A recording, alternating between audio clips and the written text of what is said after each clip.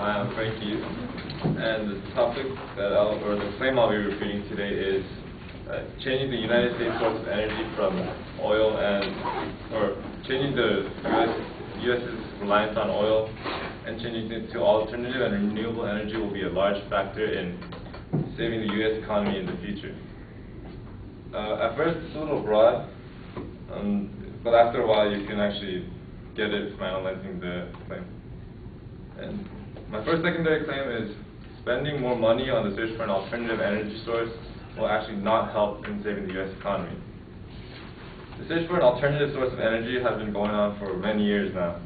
Spending even more money would just drag the United States into a deeper hole of debt it's already in. www.renewablepowernews.com states that they're an advocate for renewable energy, but themselves state that the pre-production expenditures to construct a renewable energy project are extremely high, much more so than the conventional power resources we have grown accustomed to.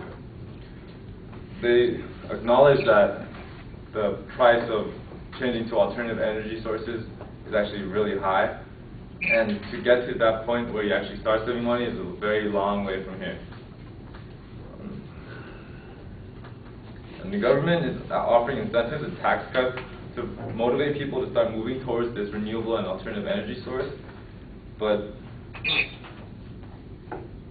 even if they did give them these incentives and tax cuts, then the government would actually sink a little lower in debt. In the far future, they may earn money, but giving away money for pricey expenditures will bring them down in the future. I mean, right now. The speaker's secondary claim that the exploration for, refining, and burning processes all contribute to global climate change is irrelevant to his initial claim. Pollution of the ozone of the Earth's atmosphere does not affect the United States economy.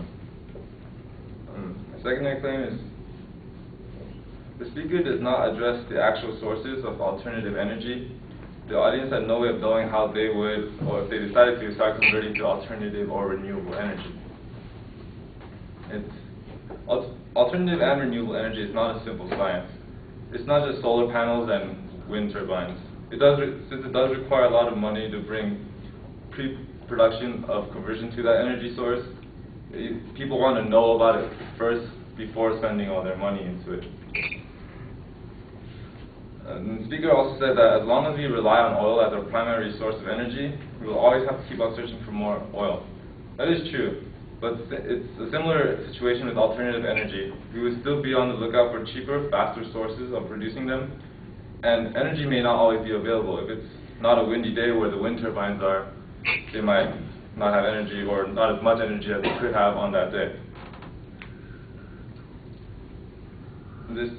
That same example goes for oil, but we're already running on oil now, so if we can use this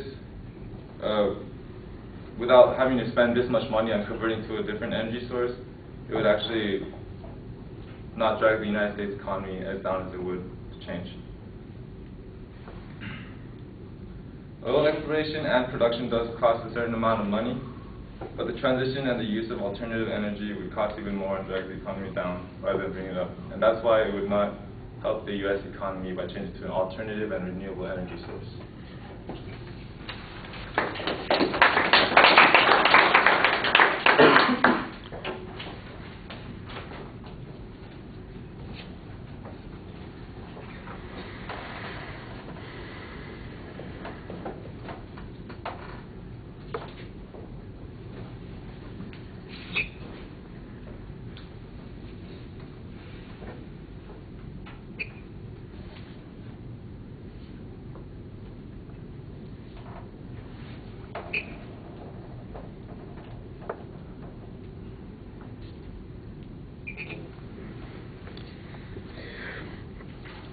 All right, well, you start off by pointing out the advocate's claim is confusing, but you don't really explain what it is that is problematic about it.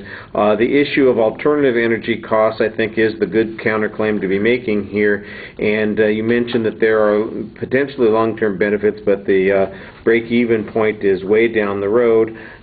What are the consequences, in other words, if people start spending the money on these sorts of things now? Is it going to reduce availability of capital? Is it going to divert us from productive utilization of labor? I'm not exactly sure what it is that you're saying at this point. It stays at a very general level, and I think you need to develop the harms a little bit more so that we know what it is you're talking about.